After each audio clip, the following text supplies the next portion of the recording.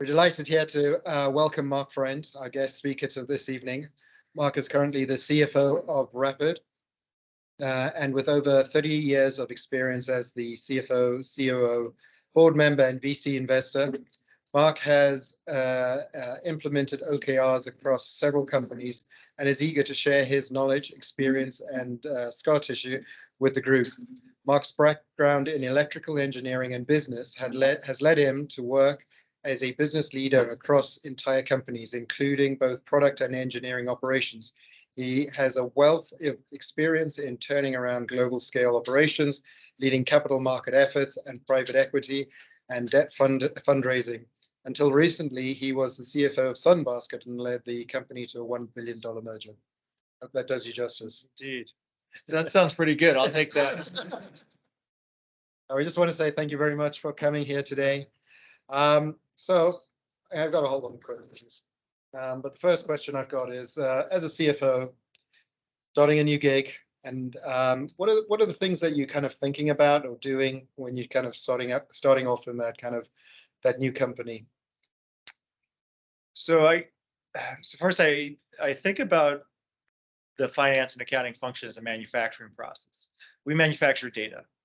And if you walk into a manufacturing floor at a great manufacturer like Toyota or HP or someone, you can see immediately where the bottlenecks are, you know where the work in process is, you can see how fast things are coming off the line. And I think that's what we need to be doing in finance and accounting. So we want all of our constituents to know what inputs we need from them and when they're going to get timely information, if it's weekly, monthly, daily, whatever the cadence is, and that know when to expect it in what format. So I think one of the first things I do is I take kind of my engineering past and I look at the business and say, how well parameterized are we, and how much of a machine do we have? And so I'm walking into Rapid, which is a software development tools company, a platform for managing APIs. We're going into recession at worst, flat times at best. But as most of us who are in small companies and startups, I look at it and say, hey, most of us are looking for the next 10, 20, $30 million of revenue. And the challenge is finding the revenue. We're a drop in the bucket, in the economy. And so I don't let myself off the hook, and I don't let my fellow teammates off the hook by saying, oh, well, the times are tough. It's like, well, you got to find the people who need your product really, really badly. So I try to assess how well the machine is working, how much visibility we have into the machine, and therefore, what do we need to instrument?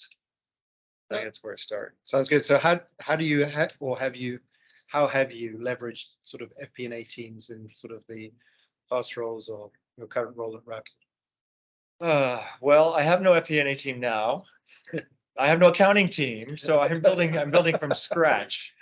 I guess so. Having been a VC for well over a decade, I guess I know what the customer wants, and me and the board, and I go backwards from there. So my goal is always to be able to have a board meeting in 4 hours. Like, we should have systems up that are running enough that we have whatever our last close was, but then we have status as to where we are today on a living basis, of a rolling model. And so I've used FP&A teams, and Zafir was on my team at Sunbasket. Thank you. He did a great job. Still doing a great job. I think in making sure that we're using all of the other teams, so data science, engineering, product, to make sure we have the data and we are using it in a way to project, a living model. And especially in consumer world, where you're losing and gaining consumer customers every day, you literally the model is literally living. If you actually do an annual forecast at the beginning of December, it's wrong by the time January 1 comes around, because your starting point is different. So it's a very unique and very volatile, business. But again, I think getting your handle on how to parameterize it, how to think about it, what data you need, and yes, keeping the data clean. But I think it's, what systems, what data, what are the key questions you need to be able to answer? That's great. I think we heard earlier, like trying to do more with less. Yeah. Do you have any kind of examples of trying to where you've kind of improved or been able to do more with less? Well, I mean, so at Sunbasket, Zafir was my FP&A team. Team of one for a $250 million private company, and with a very complex business. But we leveraged a data science team, and it's very likely that everyone's in an organization where you're manufacturing, if you will, I'll use that word, a lot of data. And the key is to tap into the right data, and make sure that it's standardized. So one of the things I look for, we talk about data cleanliness, is I love it when I hear the words, "You have the wrong data," because then I know everyone is tuned in. And what it means is it's rare that people have the wrong data. They're asking different questions. Literally, they're writing different SQL statements, or they're, it's very unusual that anyone has the wrong data. But it means that people are very attuned to looking at the data and needing answers from it. And so that's a signal that you can go in and leverage, the systems that exist. So I've always had a very lean FP&A team. Well, team of one and team of zero is pretty lean. Well, I'm hiring now, so yeah, it's you got to make as much as you can with as little as possible. Yeah. So I know you're very passionate about OKRs. We've had a couple of conversations about them. So maybe if we can start with kind of like a bit of an introduction of what an OKR is, for those who don't know. So OKRs go back to the Andy Grove era at Intel, and he was just meticulous about how he ran the business and ran it by the numbers, and maybe one of the phenomenal CEOs of our time. And there was a young salesman for him by the name of John Doerr, who later, I think he did some investing, Kleiner Perkins, yeah, maybe Amazon and a few other AOL, and pretty huge wins. So John Doerr learned his trade as a salesperson, carrying a bag at Intel, and then as a great investor. And he took the process that Andy Grove used and introduced it to the team at Google. And that is when kind of OKRs started to take off, because they ran the whole company on objectives and key results. And then there are other flavors. So if you're at Salesforce, there's something called V2MOM, which you'd have to look it up. I don't recall exactly what it stands for, but it's also about what are your goals, in abstract and concrete, and what key results are you trying to gain. So so that's how OKRs have kind of come into place. And I grabbed John Doerr's book a long time ago, Measure What Matters, and I highly recommend it. I actually grabbed it off the shelf because I was curious to see what I had highlighted and what notes I had made for myself. But it's an awesome way of looking at your company. And what it does is two things. It's about alignment and synchronization. So if you think of 250 people to 500 people in your startup, or even if it's 30, as vectors. And if people are just a little bit off center and pulling in different directions, like, you have no chance of surviving, right? So you have to be pointing in the same direction, and then you have to be synchronized, right? And if you don't have both of those things, you're losing energy. And OKRs is a tool which you can use to both synchronize and align. And so that's the genesis of how I came across it. I implemented it a number of companies ago, and using like Confluence, the most basic of tools, but just a system of record, and it turns out that it's a great way to not only align, to synchronize. It then gives you kind of a running track record of how your teams are doing, come performance management time, like everything's documented. I don't have to go back and remember, well, what did Zafir do 6 months ago? Because we have, it's like the ticker tape of everything that all the projects we've done. And so even for performance management, it's a wonderful tool. So can you share some of the examples of the OKRs that you've used in the past, and how have they impacted the business? So do people know the construct or understand how to put together OKRs? Or maybe start with that. No. So the construct is objectives and key results. And the idea is that at the company level, there are objectives. So there may be one, there may be a couple, but no, very few. And you measure those objectives by key results. So the example that John Doerr uses in the book is running a football team. And the goal of a football team is to make a profit. So the objective is to be a profitable, growing company. Well, how do you measure that? Well, they measure it on two very different angles. One is, revenues we're bringing in, and the other is having a winning team, having good product.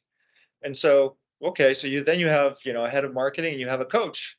So, what are their objectives? Well, their objectives are, this guy's got to win the Super Bowl and this gal's got to, make a profit.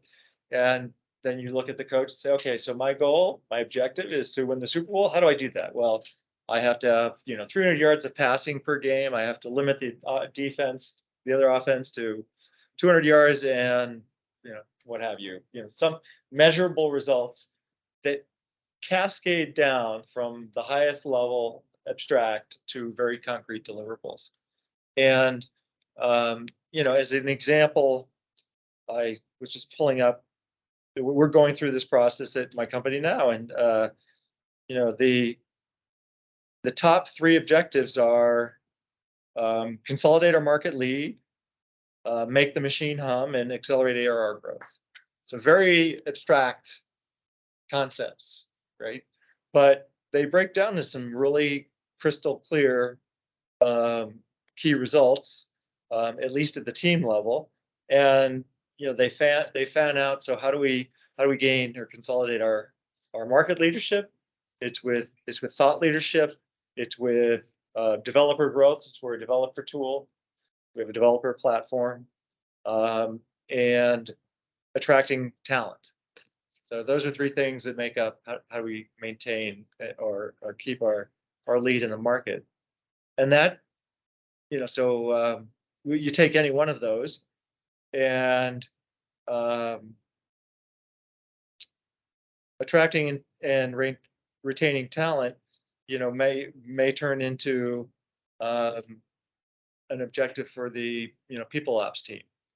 And so then they'll have very specific key results of, okay, we have to fill however many slots we need to fill.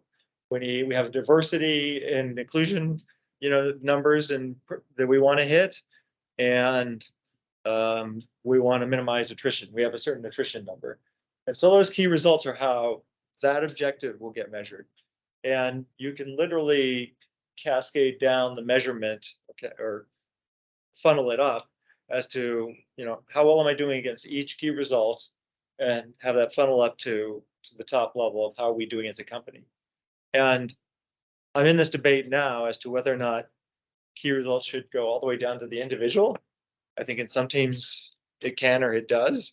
We had a company of 800, of which maybe 300 were corporate or management, and key results went down to the individual, at least in some departments.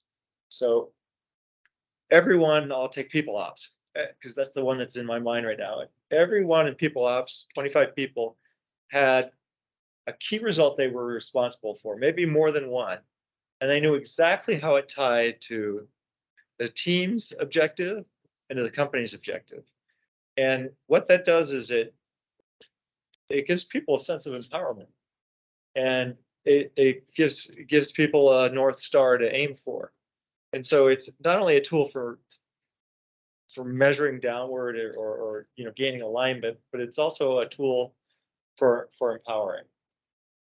And then one other thing that I'll add is that it's a process that you work kind of north to south, from the company down to company objectives and key results, then those turn into team objectives and so forth.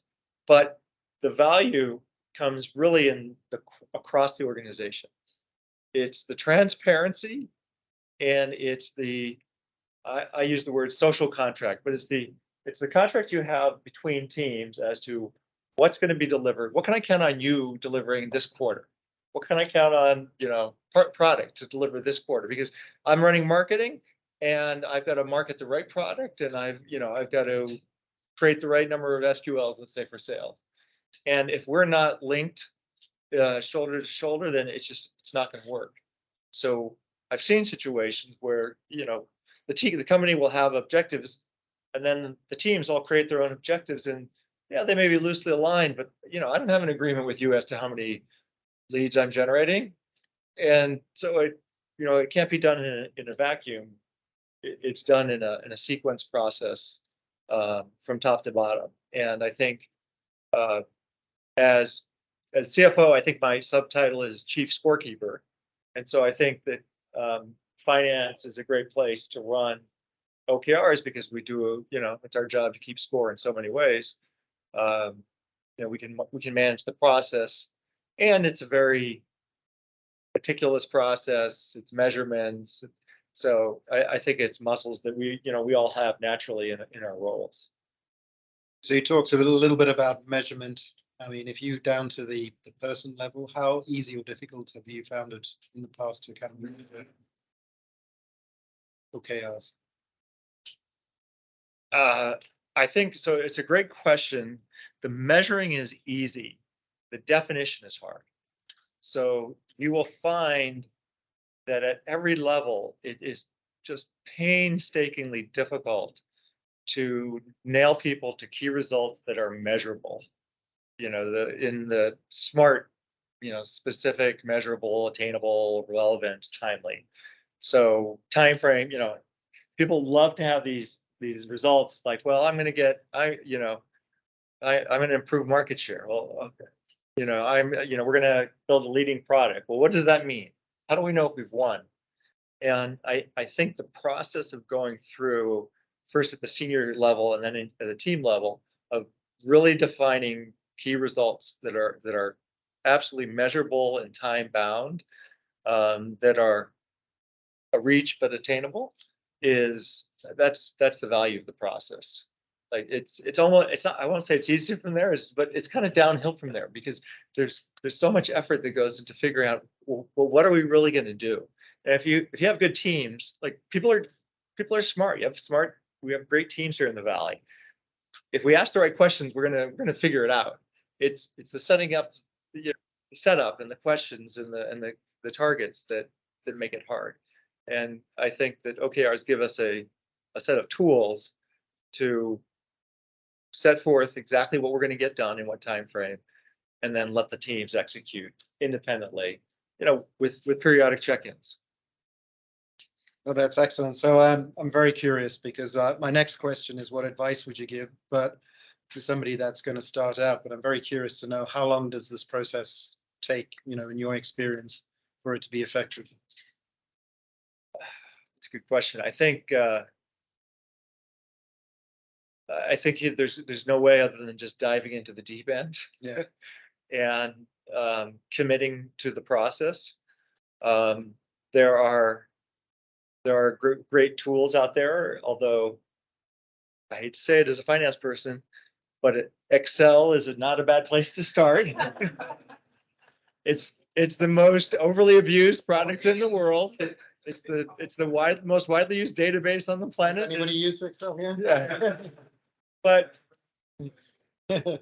it's because it's kind of a fan out process, you can visualize it really well in a spreadsheet, and it's not a bad place to just kind of start and lay down the foundation. And then I've used a tool now across, this will be my third implementation, called 15.5, And it is performance management and OKR management, and it provides you the place to put your objectives and key results and the measurements. So it can be a binary measurement done or not done. It could be percentage measure, percentage of completion, and probably a few other ways to measure. And it forces you to cascade and link or align your objectives to a key result above you. And I think just diving into the process, because first of all, if the senior team is together and they're not, you can't decide on 3 main objectives for the company, you probably have a problem. That's probably the first thing to address. And then it's the question of, okay, so how are we going to get there? What are we going to sign up for this quarter, this half? I think it might be easier to start with kind of take a 6-month period instead of a quarter. So you give yourself a little more time to adjust and understand the process. But what I found is teams get better at the process and get better at using the tools just by iteration. And like I said, we started with Confluence, where you just kind of kept a running log of things you're working on and indicators, at percentage completion, and everything was done by hand. But it was a great persisted record of everything people were doing. So you got to jump in the deep end and just go for it. And then who do you have to influence? Well, you definitely have to get buy-in from senior management and team leaders. If they're not, I think most people will find that the process helpful. Again, the challenge will be, will they sign up for measurable results? Right? I don't know how many leads I'm going to generate. Like the market is, they said we're in a recession. Okay, well, great, but you got to produce a number. So I haven't found a lot of resistance. I've found that people don't necessarily know how to run the process, or the process is a little disjointed, or not connected. So I've walked into a process where there's company level objectives, and there's like an air gap between that and the team. And it's like, well, everyone has objectives, and they have KRs to deliver, but because there's this gap, it hasn't been stitched together. There isn't that alignment or that synchronization that I talked about. And so I think it's starting with senior management, getting them in the room, and getting them to understand and agree that this is an important way to run the business. And I found it to be just invaluable. It just, as we all like control, process control. We like numbers. We like things to be deterministic, and this is as close to as you can get with a really broad set of goals for a company. And if Google can do it at 10,000 and 50,000 people, we can do it at a few hundred to 1,000.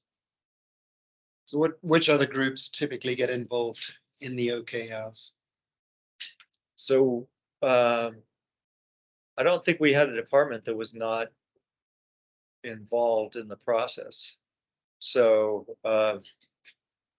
depends how your senior team is organized. So at Rapid, we're a team of 11, C-level and VP level team leaders, and so we're getting together in a few weeks to kind of redo our OKRs. And I would say that we have a case where product and engineering run incredibly well, and because they have to, but they're very regimented, and they have a process, and they've tied all their sprints to OKRs, but the rest of us need to catch up. So, and that goes, again, it goes from everything from people ops to accounting and finance, to revenue generating teams and product. It's meant to be a fully inclusive process with the entire company. So with all the information coming out of finance, if you guys are now running the OKRs, how do you break through all the noise that, all the reporting and getting everything else done? Well, I mean, it's in the title of the book, Measure What Matters. Yeah, you have to decide what matters. I think that's true for us all the time in finance. What are the key metrics? I think it's our job to dissect the business into their key points of leverage, whether it's customer acquisition or pricing or sales or getting distribution partners, and figuring out what those keys are. So again, if you run the OKR process, you're going to start to surface the measurements that really matter. If I sell through distribution, it's how many channel partners do I have, for instance. If we have a process whereby we're trying to organically grow our developer community, and then have those developers, take their side gigs or their, kind of their trials and take them into their enterprise, we need to grow our developer community. And we just find the points of leverage. We ran a process with sales ops, and we just did back of the envelope calculations of who was who was generating how many sales qualified leads and how many account execs we had worldwide. And we were backfilling for some attrition. We were hiring account execs, and between this director of sales ops and myself, in half a day, we could figure out, wait a minute, we can't feed these guys. We don't have enough, qualified leads. So brought it up in exec team meeting and said, here's the number. It's 35 a month. And I got sales and marketing saying, well, I'm not doing that. Like, that's not my target. Like, we're supposed to generate 5, and well, we don't have our SDR process up yet. Sales, development resources. So, I mean, it just highlights the operational issues that nobody thinks is data issues, right? But it's a machine, and it's all connected. So if marketing is investing only to generate X number of leads, and then we need 3 times that has to be surfaced. And then it's okay, so how do we get there? And do we lower our sites? Do we increase our investment? Do we need to get more efficient? Do we have to rely on the sales process to generate more leads? Those are the discussions that you just have to have up front as you're trying to hone the machine and understand, well, how do we get this machine to really work? So I think a lot of people out there, we've heard kind of starting off the journey of OKRs and start their companies are thinking of doing OKRs. What do you, from your experience, what are the big pitfalls that you've seen? Well, I guess I'm a control freak, so I don't like to lose control of the process. What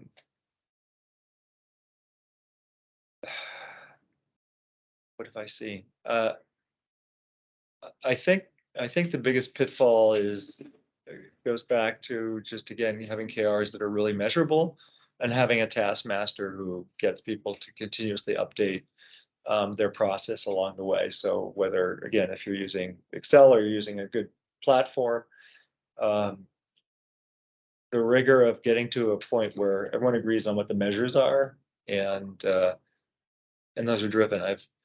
I've been in a process where I've handed off control, and it's got to be someone with finance or accounting kind of DNA versus strategic thinking, because this isn't a strategic process. It's a very hands-on, pragmatic, make the machine run process.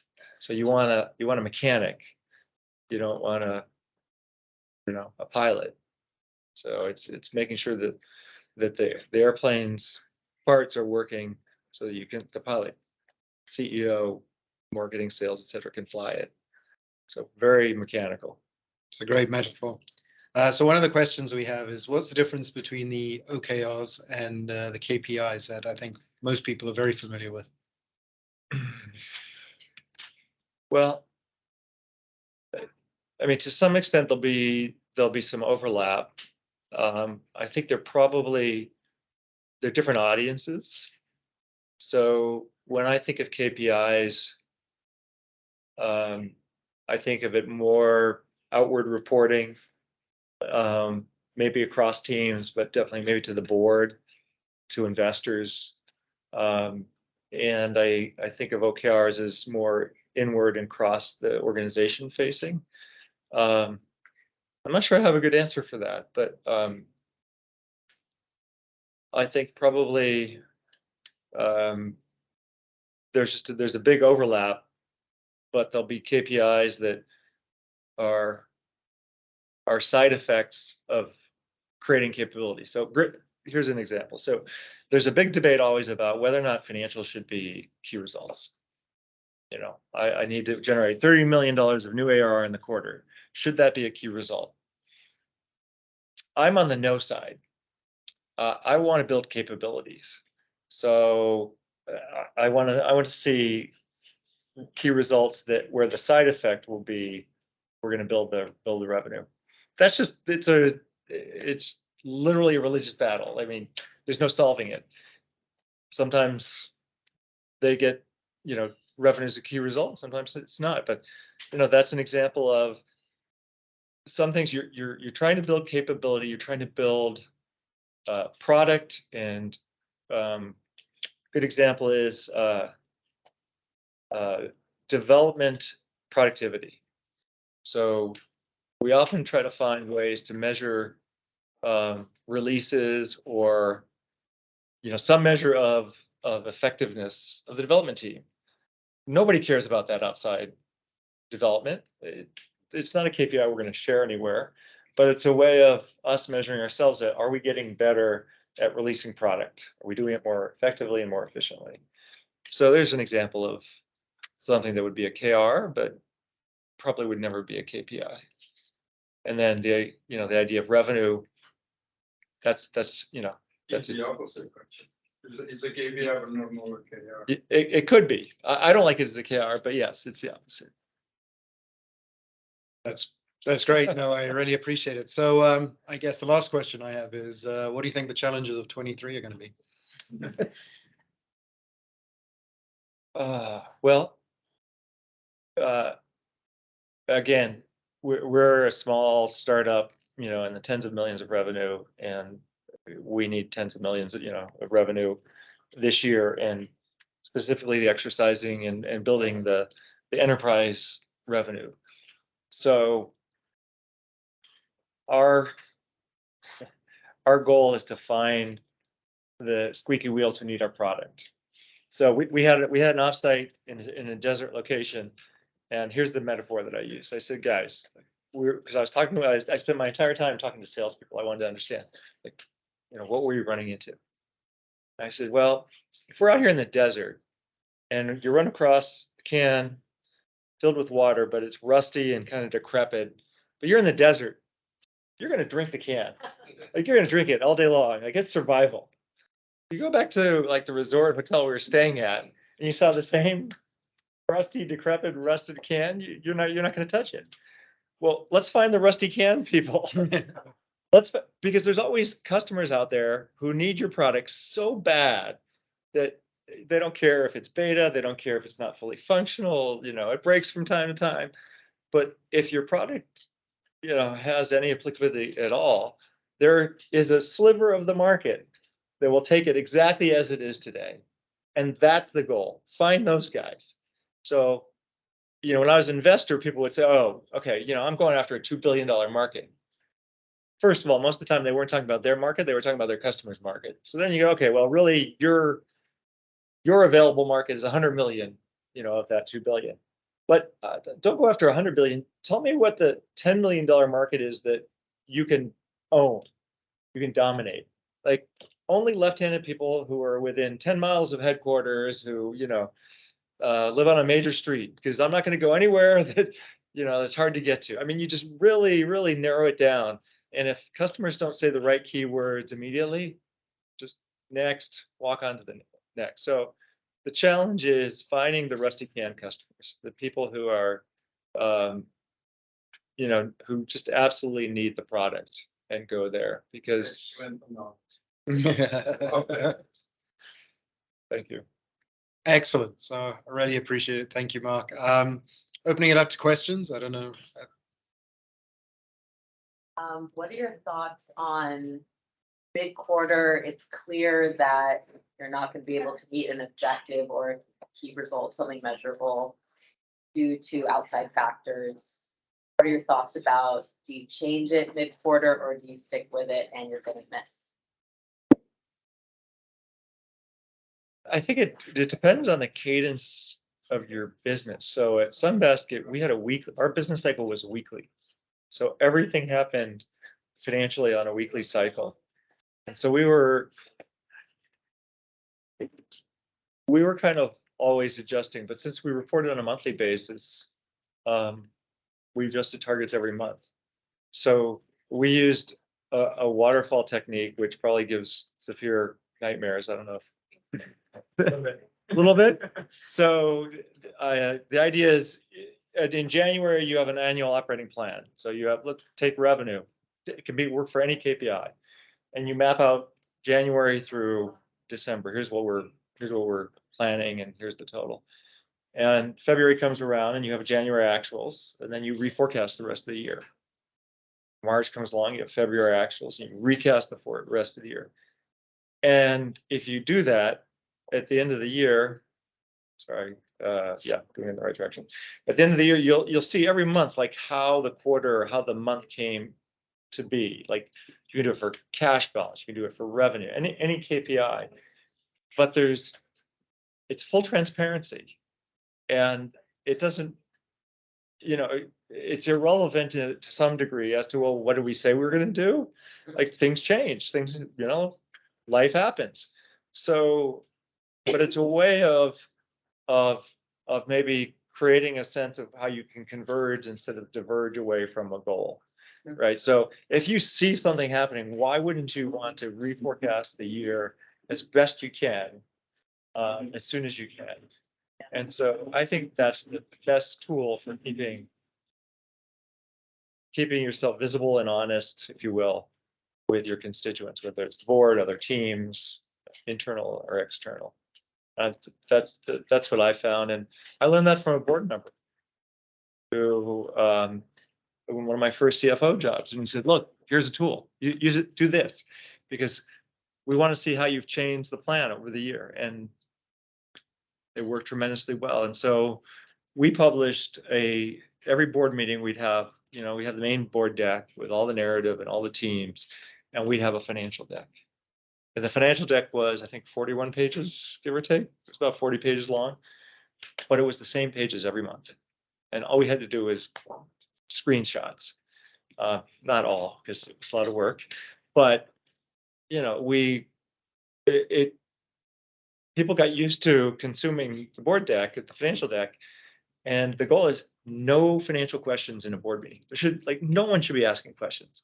If they do, either they didn't look at the board deck, or the questions are so good that they need attention. Right? One of the things that you should think about that I learned as a board member and then as a CFO, but true for everyone around the table, the harder questions you get, the better job you're doing. Again, the harder the questions that are coming at you, the better job you're doing, because it means you're informing at a much higher level. And so if someone's asking you a really difficult question, appreciate it. Like, give yourself a little pat on the back and acknowledge it, and okay, go figure it out. But don't there's no reason to feel defensive or bad. It's one of the most misunderstood communications, especially at the board level, where as a board member, I might say, so why'd you miss the quarter? And I'm looking for data. Did you miss one big deal? Did a bunch of deals push? Do we not have the pipeline? I'm looking for data. CEOs don't hear it that way. They hear you effing moron. Like, why did you miss? Like, how can you be so incompetent you missed the quarter? Because you're you're in the spotlight. So I digress a bit, but I think being as transparent as possible is is job one. And so, yeah, if you have to reforecast, you have to forecast what you do if you're a public company and how you manage the street. That's a different question.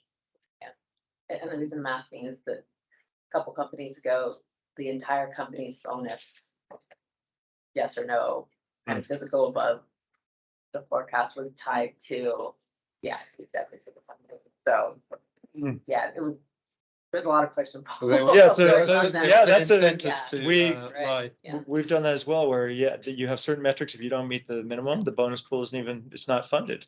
Yeah. And so that's a question for, CEO, exec staff, team to decide. Do we, are we going to do we need to motivate the team? It depends how what your compensation philosophy is. Currently, we don't use bonuses at all. We don't believe that that's a good tool. We have base comp and equity. And I actually tend to like that. Yeah. To answer the question. Yes, thank you. Any more questions? How do you map OKRs to productivity, particularly for non-S&M functions? Well, I think it's, again, you have a measurable result. So engineering or even accounting. Yeah. 5-day close. Our key result is a 5-day close. It's as black and white as you can get. If we do a thick, huh? It's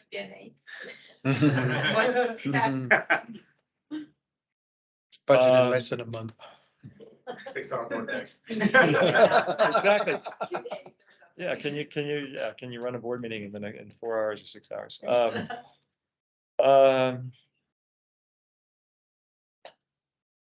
I don't know offhand. Forecast accuracy. We're asking your challenge. Maybe, but that's a hard one because Yeah, forecast accuracy is always dependent on when you measure it from. And I found that, and also how high you measure it. If you're measuring it at the company level or because you got like puts and takes. I've never found it a very effective measurement of I think, productivity. I think there's so many pieces to forecast, like to revenue, right? If you look at, depending on your business and the process, but in consumer land, it's, consumer acquisition, it's take rate, it's attrition or churn, it's average market basket price, so there's like 10 things that make up, revenue. And so I think revenue has got so much variability to it. I don't think it's useful as a measure, but these intermediate measures, absolutely. Or in, an enterprise business, it's okay, are we generating enough pipeline? Are we closing deals? Are we moving them through the pipeline fast enough? What's our win-loss ratio? I mean, I would look at those, and yeah, how well do we forecast those? But that's a tough question.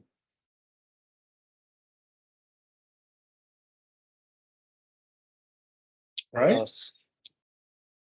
I think you did such a great job explaining it that nobody's got any questions. So really appreciate your time. I highly recommend the book. It's a really easy read. It's got some great examples. And I think the OKR process is absolutely one that, as finance people, we should look for pressing that rigor inside our companies. I really appreciate it. Thank you, Mark, for sharing it. I think